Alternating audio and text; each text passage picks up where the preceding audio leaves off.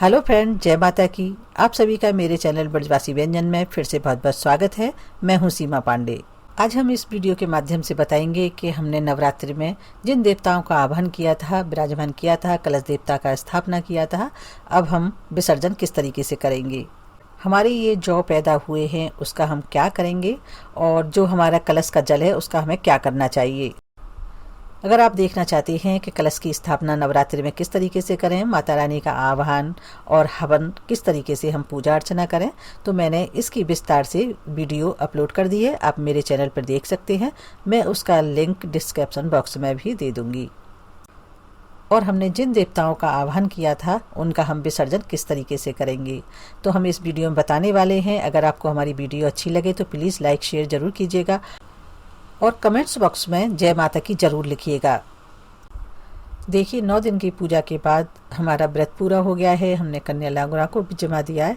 अब हम विसर्जन किस तरीके से करेंगे। देखिए, जिस तरीके से कलश की स्थापना सही ढंग से होनी चाहिए और माता की पूजा भी सही ढंग से होनी चाहिए, उसी प्रकार से विसर्जन भी हमें सही ढंग से करना चाहिए, तभी हमको पूरा फल मिलता है। तो चलिए वीडियो शुरू करते हैं। सबसे पहले हम हरेले की पूजा करेंगे। आप इसे जौ भी कह सकते हैं। हरेले, कहीं पे हरेला, कहीं पे जौ या कहीं पे धान, जैसे भी बोलते हैं। तो स्नान आदि कराएंगे हम इनको।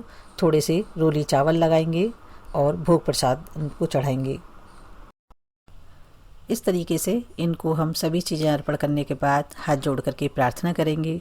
इस कलश में और हरेले में बहुत ही ज़्यादा मंत्रों की शक्ति होती है, क्योंकि 9 दिन पूजा होती है, तो इसलिए इनमें शक्ति होती है और बहुत सारे देवताओं का विराजमान होते हैं इसमें, उनका आशीर्वाद होता है। तो सबसे पहले हम आशीर्वाद लेंगे और इस तरीके से हम चावल लेकर के, थोड़े से हरेले लेकर के हाथ में, और जो बच्चे हैं, स्टूडेंट हैं, हम उनको देंगे। वो अपनी अलमारी में रख सकते हैं, अपने बैग में रख सकते हैं या पुस्तक में रख सकते हैं।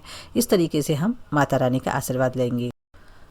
और जो भाई लोग दुकान करते हैं वो अपने गले में रख सकते हैं। माता बहनें अपनी अलमारी में, संदूक में, तिजोरी में इसको रखें प्रसाद स्वरूप, जिससे घर में बरकत होती है और कभी भी खजाना खाली नहीं होता है। इस तरीके से घर के सभी मेंबरों को, छोटे बड़े जो भी हों, सबको आप इस तरीके से इसको दीजिएगा और वो अपने जहाँ भी उनका जगह हो, जहाँ अलमारी हो, उसमें वो रख सकते हैं। आपसे रिक्वेस्ट है, यदि अभी तक आपने मेरा चैनल सब्सक्राइब नहीं किया है तो प्लीज़ सब्सक्राइब ज़रूर कीजिएगा, जिससे आने वाली वीडियो आप तक पहुंच सके, उसका नोटिफिकेशन आपको मिल सके। और इस तरीके से हरेले की पूजा करने के बाद आप थोड़े से चावल लेकर के गच गच गच्छामी, गच गच गच्छामी ऐसे बोल सकते हैं और हाथ जोड़ करके प्रार्थना कीजिएगा कि सभी देवता अपने अपने घर को जाएं, जहाँ से आप आए हैं वहाँ जाएं। और जब भी हमारे यहाँ मंगलिक कार्य होगा, कोई भी या कोई बड़ी पूजा होगी, तब हम आपको बुलाएंगे और आप समय समय पर आते रहना। और साथ ही साथ हाथ जोड़ करके प्रार्थना कीजिए गणेश जी महाराज से और लक्ष्मी जी से कि लक्ष्मी जी महारानी, आप हमारे यहाँ हमेशा हमेशा के लिए घर में और खजाने में विराजमान रहिए। हमारे सिंदूक में या जो आपका खजाना हो, तिजोरी हो, उसमें आप उनको विराजने के लिए कहिए और गणेश जी को कहिए कि आप हमारे घर में रिद्धि सिद्धि सहित विराजें। और बाकी के जो देवता हैं वो अपने अपने जहाँ से आए हैं वहाँ विराजें, वहाँ जाएं और हम उनको समय समय पर, जब भी हमारे यहाँ कोई मांगलिक कार्य होगा, उनको बुलाएंगे, आह्वान करेंगे। इस तरीके से प्रार्थना करते हुए सभी देवताओं को विदा कीजिएगा और लक्ष्मी जी और गणेश जी को अपने घर में हमेशा हमेशा के लिए विराजमान रहने के लिए कहिए। अब बहुत सारे कमेंट्स आते हैं कि हम जो माता रानी को चढ़ा रहे हैं उसका क्या करें। देखिए, जो भी हम श्रृंगार का सामान चढ़ाते हैं या फिर भोग प्रसाद चढ़ाते हैं, आप उसको घर में प्रसाद के रूप में बांट सकते हैं और खुद भी ग्रहण कर सकते हैं। माता रानी को अर्पण की हुई सभी वस्तुएं आप प्रसाद के रूप में ग्रहण कर सकते हैं। आप चाहें तो अपने, अगर नहीं आप ग्रहण करना चाहते हैं तो आप चाहें तो अपने बहन भांजी को दे सकते हैं या किसी ब्राह्मण को दे सकते हैं, या फिर आप खुद स्वयं इस्तेमाल कर सकते हैं। माता रानी पे चढ़ी हुई सभी चीज़ें बहुत ही शुभ होती हैं। सौभाग्यशाली लोगों को इनका प्रसाद मिलता है, तो आप इस भाव से स्वयं ग्रहण करना चाहिए और बिल्कुल भी कंफ्यूज नहीं होना चाहिए। अब देखिए, इस तरीके से सभी देवताओं का विसर्जन करने के बाद थोड़े से चावल हम दीपक को भी अर्पित करेंगे और हाथ जोड़ करके प्रार्थना करेंगे, क्योंकि जो दीपक हैं वो हमारी पूजा पाठ के साक्षी हैं। अब हम कलश की जो माला है उसको लेकर के माथे से लगाएंगे और इसको अपने हाथों से लेकर के साइड से रख देंगे। अभी मैं बताऊंगी कि इन सब चीज़ों का फिर क्या करना है। और फूल माला के बाद हम नारियल को भी उठाएंगे और उनको भी अपने माथे से लगाएंगे। इसको कभी भी ज़मीन पे नहीं रखेंगे, ये ध्यान रखेंगे। आप किसी बर्तन में रखें, लोटे पर रखें, या फिर आप ले करके माथे से लगा करके मंदिर में रखें। उसके बाद आप अगर कच्चा नारियल है तो आप उसको प्रसाद के रूप में बांट सकते हैं, या फिर आप जो सूखा नारियल है उसको आप धो करके बाद में इस्तेमाल कर सकते हैं, एक साइड से रख दीजिए। आप देखिए ये चावल हैं, और चावल को हम जो ढक्कन का चावल है या और भी पूजा के चावल हैं उनको आप पक्षियों को डाल दीजिएगा। अगर ज़्यादा मात्रा में है तो आप चाहें तो किसी को दे दीजिएगा, और या फिर आप पक्षियों को डाल दीजिए, या फिर आप किचन में भी अपने यूज कर सकते हैं अगर आप चाहें तो। नहीं तो सबसे बढ़िया रहता है कि आप पक्षियों को डाल दें। पंचपल्लव हैं, पत्ते हैं, उनको हम एक साइड से निकाल लेंगे और इस कलश को उठा करके हम माथे से लगाएंगे और किसी बर्तन पर इसको रखेंगे। ध्यान रखें, हमें बिल्कुल भी ज़मीन में नहीं रखना है।